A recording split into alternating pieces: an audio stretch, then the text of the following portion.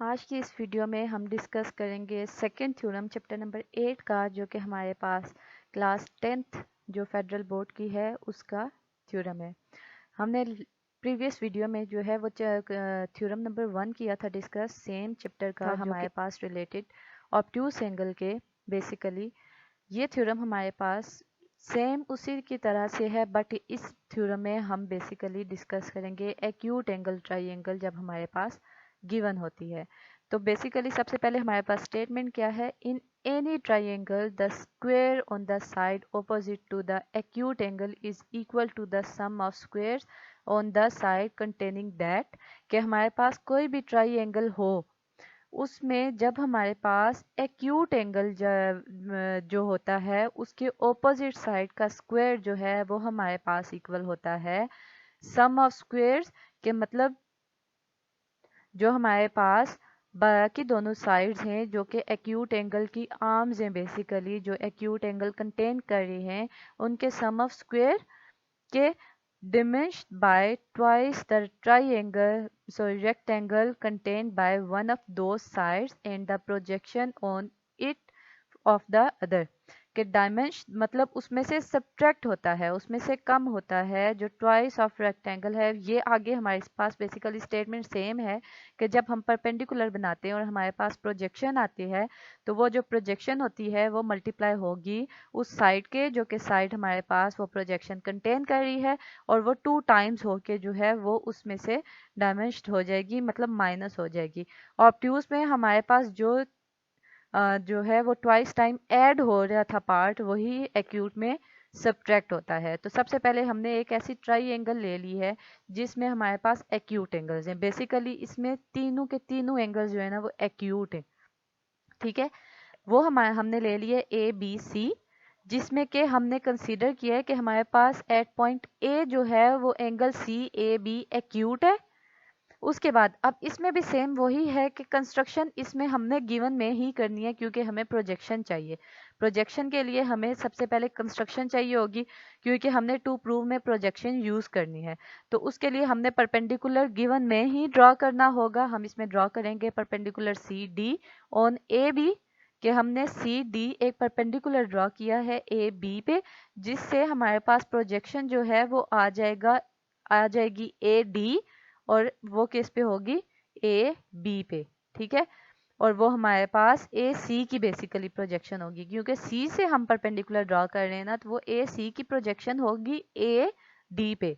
अगर हमने यहाँ पे कोई किसी और एंगल को कंसीडर किया होता, उसके थ्रू अगर हमने परपेंडिकुलर ड्रॉ किया होता, तो स्टेटमेंट सेम उसी तरह से चेंज हो जाना था। जैसे कि अगर हमने बी से परपेंडिकुलर ड्रॉ किया होता, फॉर एग्जांपल अगर हमने बी से ड्रॉ किया होता तो हमारे पास जो प्रोजेक्शन आती वो बेसिकली होती बी से बी डी की, ठीक है, और होती वो ए सी पे। बट यहाँ पे हम ए सी से कर रहे हैं, ठीक है, और सी हमारे पास बेसिकली एंगल ए के थ्रू हम देखेंगे तो ए सी की प्रोजेक्शन है ए बी पे। तो इसे हम लिख लेंगे triangle A B C is an acute angle triangle basically, and C A B is the acute angle at A. उसके बाद हमने सेम जैसे हमने ऑब्ट्यूस में लिया था कि जो हमारे पास एंगल थे उसी को हमने स्मॉल उसमें करके, जैसे कि बी है उसका ऑपोजिट स्मॉल बी जो है साइड को स्मॉल बी का नेम दिया। इसी तरह से ए सी को बी का नेम देने के बाद जो एंगल ए था इसके ऑपोजिट बी सी था उसे ए, एंड एंगल सी के ऑपोजिट ए बी को सी कह दिया, और डी से ए तक का डिस्टेंस हमने एक्स और परपेंडिकुलर एच कह दिया।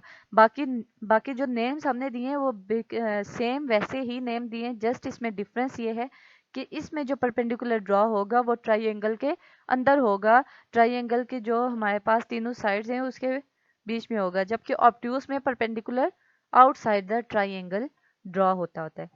प्रूफ में हमने क्या करना है कि बेसिकली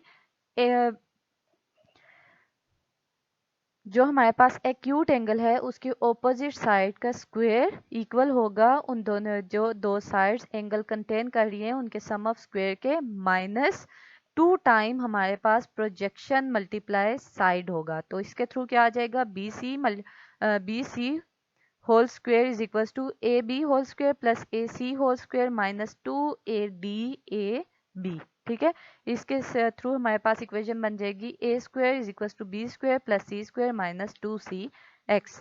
ये हमारे पास टू प्रूव आ जाएगा। कंस्ट्रक्शन हम गिवन में ही कर चुके हैं, हमें अगेन कंस्ट्रक्शन की इसमें ज़रूरत नहीं है। अब इसमें भी अगर हम देखें तो हमारे पास टू राइट एंगल ट्राइंगल्स बन रही हैं, जो कि एक है हमारे पास ADC और second one is BDC। Next अब हम सबसे पहले हम ट्राइंगल, यहाँ पे भी वही बात है कि हमने जो ट्राइंगल है बेसिकली मीन्स जो डायग्राम है, क्योंकि मेरे पास यहाँ पे नहीं था, इस वजह से मैंने अगेन यहाँ पे भी कंसीडर किया है। आपको एक ही बार बनानी है, अगेन डायग्राम नहीं बनानी। तो सबसे पहले ट्राइंगल ADC कंसीडर कर लेंगे। इसमें हमारे पास at point D means angle ADC जो है वो हमारे पास 90 डिग्री है। गिवन है हमारे पास by Pythagoras theorem hypotenuse square is equal to base square plus perpendicular square. तो हमारे पास क्या बनेगा, AC square is equal to AD square plus CD square, और वो हमारे पास B square is equal to X square plus H square आ जाएगा, और इसे हम इक्वेशन 1 कह देंगे। सिमिलरली हम CDB कंसीडर करेंगे, उसमें हमारे पास B square is equal to CD square plus BD square हो जाएगा, क्योंकि इसमें हमारे पास ये भी हमारे पास एक राइट एंगल ट्राइंगल है, और ये हमारे पास इसमें एंगल CDB जो है वो 90 डिग्री है, और पाइथागोरस थ्योरम के थ्रू हमारे पास BC square is equal to CD square plus BD square होगा। अब बेसिकली यहाँ पे देखें तो AD X के इक्वल है, जबकि AB C के इक्वल है, और हमें BD की वैल्यू चाहिए। तो अगर हम AB में से AD माइनस करें तो हमारे पास BD की वैल्यू आ जाती है, तो उसके थ्रू हमारे पास C माइनस X जो है वो BD की वैल्यू आ जाएगी। तो हम BD की जगह C माइनस X पुट करेंगे, बाकी BC और CD हमने ऑलरेडी हमारे पास गिवन में मौजूद है। तो जब हम A minus B whole square formula open करेंगे तो हमारे पास C square minus 2CX plus X square आ जाएगा, और A स्क्वायर और H square as it is हमारे पास मूव ऑन होता जाएगा। अब यहाँ पर देखें तो हमारे पास सेम उसी टाइप की बन गई है जैसे ऑब्ट्यूज एंगल ट्राइंगल में थी, वहां पे हमारे पास एडिशन में थी, यहाँ पे ये वैल्यू सब्ट्रैक्ट हो रही है, बाकी सारा हमारे पास सेम है। तो यहाँ पे भी हम सेम वही स्टेप करेंगे कि x square plus H square की जगह हम बी स्क्वायर पुट करेंगे फ्रॉम इक्वेशन 1। इक्वेशन 1 को हम इक्वेशन 2 के सम में यूज करेंगे, तो हमारे पास X square plus H square की जगह बी स्क्वायर आ जाएगा।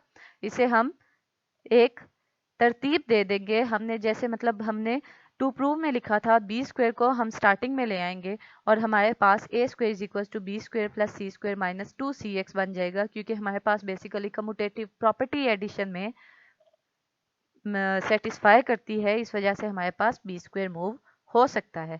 और अब हम यहाँ पे ए बी सी और एक्स की वैल्यू पुट कर देंगे, तो उसके थ्रू हमारे पास B C whole square is equal to A C whole square plus A B whole square minus 2 into A B A D आ जाएगा, जो कि हमारे पास रिक्वायर्ड था, जो कि हमने प्रूव करना था।